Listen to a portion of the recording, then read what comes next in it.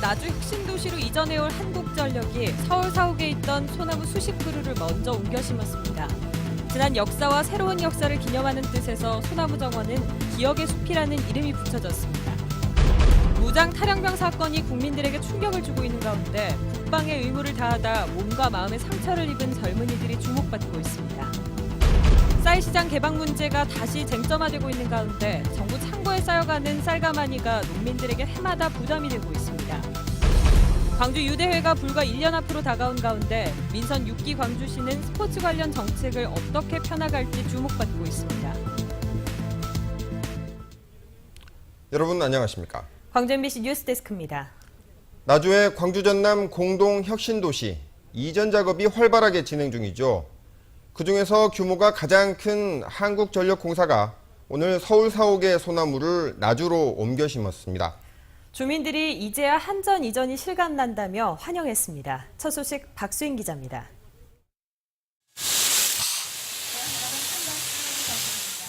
나주 혁신도시에 건설 중인 한국전력 본사 마당에 소나무 30여 그루가 심어졌습니다. 서울 삼성동 본사 앞마당을 28년 동안 지키고 있던 소나무들입니다. 오는 11월 말로 예정된 본사 이전을 앞두고 한전의 역사와도 같은 소나무들이 먼저 나주로 이사 왔습니다. 소나무들이 새로 자리 잡은 것은 한전의 지난 역사와 새로운 역사를 기념하는 뜻에서 기억의 숲이라는 이름을 얻었습니다. 지금까지 116년의 기억을 이곳으로 이전하고 또 앞으로 발전시켜서 이 지역을 명실상부한 에너지 밸류로 만들겠다는 의미가 있습니다. 나주 주민들도 기다리던 한전 이전이 이제 현실로 다가왔다며 빛가람의 새 식구가 된 소나무들을 환영했습니다. 전남 그리고 광주가 함께 번창할 수 있는 기회가 왔다는 것을 기쁘게 생각하고 그린 에너지 명품 건물로 건설 중인 한전 나주 본사는 현재 공격률 91%로 오는 11월이면 서울 삼성동 시대를 마감하고 빛가람 시대를 열 예정입니다. MBC 뉴스 박수인입니다. 무장 탈영병 사건이 국민들에게 큰 충격을 주고 있습니다. 우리 주변에도 국방의 의무를 다하다 몸과 마음에 상처를 입어서 힘들게 살고 있는 젊은이들이 많습니다. 한 젊은 광주 시민의 사례를 송정근 기자가 취재했습니다. 올해 25살인 박모 씨는 지난 2009년 제대 이후 6년째 정신과 치료를 받고 있습니다. 길을 가다가도 환청이 들려 갑자기 소리를 지르고 물건을 부수는 박 씨가 앓고 있는 병은 조울증. 박 씨에게 병이 생긴 건 선임병들의 구타와 성추행 등 가혹행위 때문이었습니다. 박사 뒤로 가서 보관하기도 하고 슬리퍼 찍찍 끊는다고 발목 걷어차면서 욕설도 하고. 아들이 자원해서 군대에 간 걸 자랑스러워했던 가족들은 충격에 빠졌습니다. 유공자 인정이라도 해달라고 요구했지만 보훈청은 원래 정신병이 있었던 게 군대 와서 드러나게 된 것이라며 거부했습니다. 다친 경이나 이런 것도 복무하던 중 갑자기 나타난 조증으로 인해서 병원 치료받았다는 그런 내용의 육군본부 인증서고 의무조사에서도 군의관이 이 사람 면담하면서 했을 때도 자연 발생이다 이런 상황만. 하지만 1, 2심 법원은 박 씨의 조울증이 선임병들의 구타와 가혹행위 때문이라며 박 씨의 손을 들어줬고 결국 지난 5월 유공자 인정을 받았습니다. 유공자 인정으로 얼마의 연금을 받는다고는 하지만 평생 취직도 못하고 병원을 다녀야 하는 아들의 인생이 아버지는 불쌍하기만 합니다. 누가 취직도 안 됩니다. 실은. 이제 결혼도 하기가 좀 힘들어졌어요. 현재. 그럼 정부에서 다 보상해야 될 거 아닙니까? 군에 갔다 질병을 얻거나 상처를 입었지만 국가유공자로 인정받지 못해 소송을 제기한 사람은 박 씨뿐만이 아닙니다.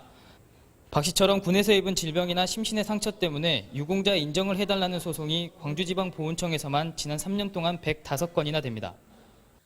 이 가운데 박 씨처럼 군복무 중 정신질환이 생겨 가족들이 소송을 제기한 것만 9건에 이릅니다. 하지만 이것도 다 받아들여진 건 아닙니다.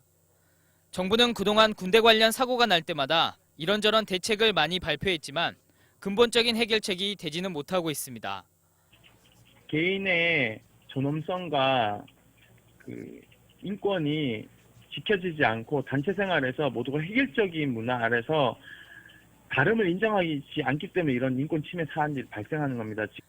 나라의 부름을 받고 국방의 의무를 다하고 있는 젊은이들이 더 이상 불행해지지 않고 아들을 군에 보낸 가족들이 불안해하지 않을 날이 언제나 될지 국민들은 답답해하고 있습니다.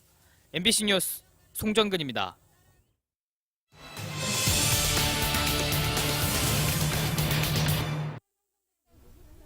정부가 쌀 관세화 방침을 정한 것으로 알려지면서 쌀 시장 전면 개방에 대한 우려가 커지고 있습니다. 오늘 집중 취재는 이 문제를 집중 보도합니다. 먼저 정부의 입장과 농민단체의 반발을 조현성 기자가 보도합니다. 지난해 중국과 미국 등으로부터 우리나라에 수입된 쌀은 40만 톤 남짓. 우루과이 라운드와 도하 개발 어젠다 협정에 따라 의무적으로 수입해야 하는 양이었습니다. 매년 조금씩 많아져 왔는데 내년부터는 수백 %의 관세를 물면 누구나 자유롭게 쌀을 수입할 수 있게 될 전망입니다. 정부는 이를 쌀 시장 관세화라 부르며 WTO 협정에 따른 불가피한 선택이라고 주장합니다. 또다시 쌀 관세화를 유예하기 위해서는 매년 더 많은 물량의 쌀을 의무 수입해야 하는데 국내외 쌀값 등을 고려하면 관세만 부과해도 국내 쌀 산업에 큰 타격은 없을 것이라는 주장입니다. 이에 대해 농민단체에서는 정부가 협상도 하기 전에 미리 쌀 시장 개방 방침을 기정사실화하고 있다며 쌀 산업 보호와 식량 주권은 안중에도 없다고 반발하고 있습니다. 이 WTO에서도 이 당사자들 간에 협상을 하면 어떤 결과든지 만들 수 있는 것이거든요. 이제 그런 것을 아예 포기한 상태에서 우리는 관세화로 갈 수밖에 없다. 정부가 이제 이렇게 입장을 정한 것이죠.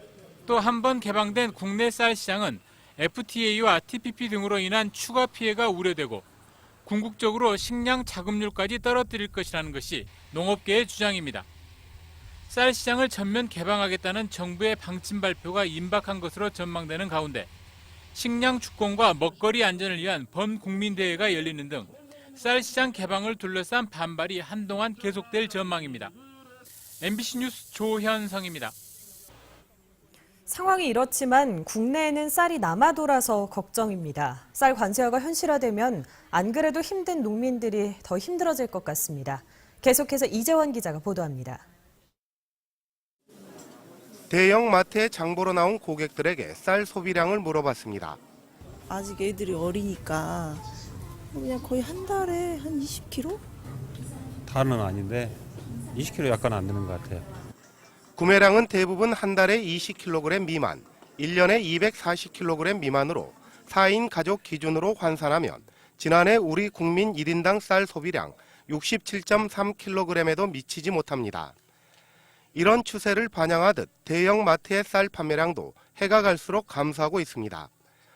이마트가 광주 지역 5개 점포의 쌀 판매량을 집계한 결과 지난해에는 전년보다 13% 감소했고 올해는 벌써 17%나 줄어들었습니다. 이런 추세가 지금 계속되는 이유로는 이제 젊은 부부층이나 나이 드신 분들이나 이제 쌀 소비가 줄고 이 같은 쌀 소비량 감소의 피해는 고스란히 농협과 농민들에게 이어지고 있습니다. 5월 말 현재 전남 지역에 남아있는 재고쌀은 11만 4천 톤으로 지난해보다 9.5% 증가했고 전국적으로도 56만 톤이 남아돌고 있습니다. 지난해 쌀 생산량이 증가했고 세월호 참사로 인한 소비 위축도 있었지만 가장 큰 이유는 역시 쌀 소비의 감소입니다. 정부에서는 쌀 농가의 경영 여건이 갈수록 악화되는 만큼 시장 격리와 소비 촉진 등 대책을 서둘러 주셨으면 좋겠습니다. 오는 2020년이면 우리 국민 1인당 쌀 소비량이 55kg까지 떨어질 것으로 통계청은 예상하고 있습니다. 설상가상으로 쌀 개방화까지 시행되면 쌀 재고는 해가 갈수록 농민들에게 부담으로 작용할 것으로 보입니다. MBC 뉴스 이재원입니다.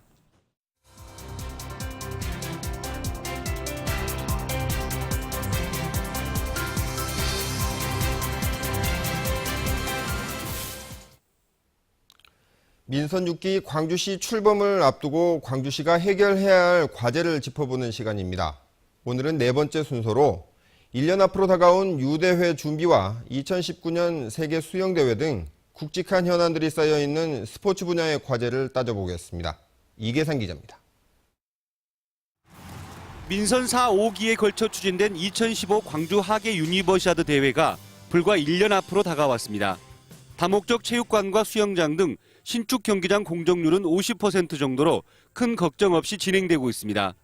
문제는 열흘 남짓되는 대회를 위해 8천억 원이 넘는 예산을 마련해야 한다는 겁니다. 절반은 시비가 투입돼야 하고 경기시설 사후 운영에 막대한 시민 혈세를 쏟아부어야 할 형편입니다.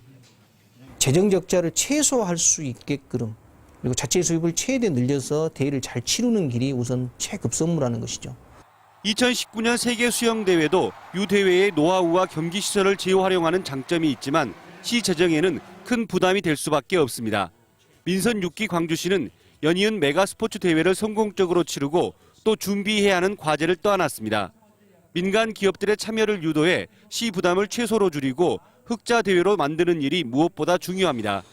유대회는 특히 1년밖에 남지 않았다는 점에서 남북 단일팀 구성 등 대회 흥행을 위한 특단의 대책이 당장 필요한 상황입니다.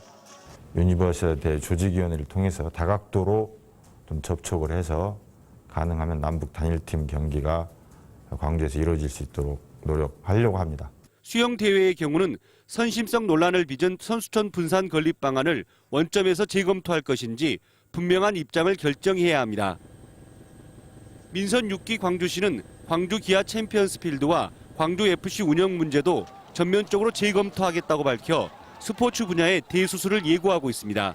MBC 뉴스 이계상입니다. 윤장현 광주시장 당선자가 비서실장의 최영선 광주시 관광진흥과장을 대변인의 김병수 광주시 교통안전과장을 각각 내정했습니다. 희망광주준비위원회는 행정의 연계성이나 공무원 조직과의 인화에 중점을 두고 내부에서 비서실장과 대변인을 발탁했다고 밝혔습니다.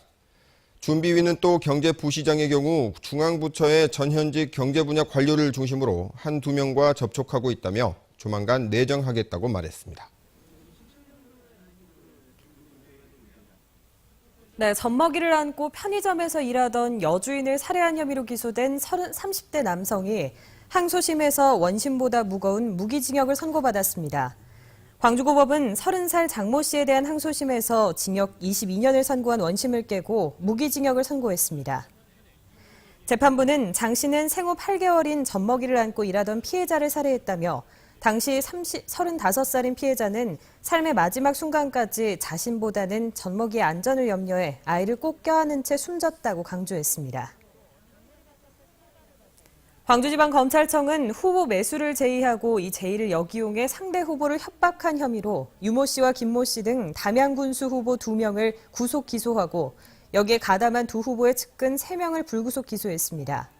유 씨 등 측근 2명은 선거를 앞둔 지난 3월 후보 사퇴를 요구한 혐의로 기소됐습니다.